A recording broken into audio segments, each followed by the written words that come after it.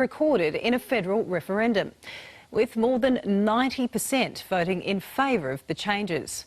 The referendum enabled the government to make laws to benefit all Aboriginal people and to take them into account in determining the population of Australia. Western Australia was the least receptive, with just over 80% in favour.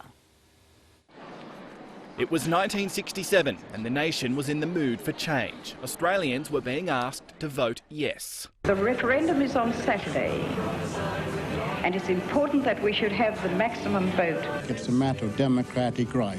Shirley Paisley was a women's rights campaigner in South Australia before taking up the call to push for constitutional change in the 1967 campaign. Because I think that was the amazing thing for me, just bringing people together. For Australia's most celebrated referendum, there are still some misconceptions. It didn't give Aboriginal people citizenship, it didn't give them the vote.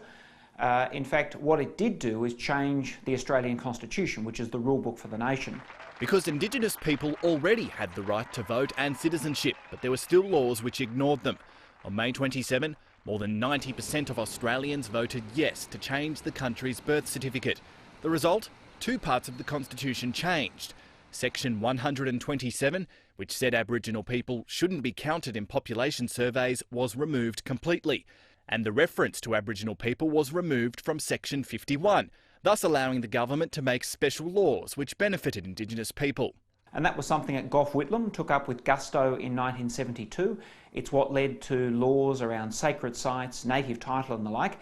And so that referendum is what has enabled broad and important laws to be made for Aboriginal people nationally.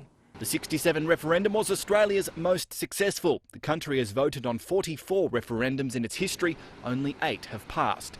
Professor Williams says there's a reason 1967 saw such overwhelming support. It tapped into a very strong community sentiment about fairness, about justice, and the campaign was not one that was driven by politicians, it was a community-based grassroots campaign. And those grassroots are inspiring the next generation. They took some risks stepping out like they did. Like, it wasn't normal for Indigenous people to be doing that back then.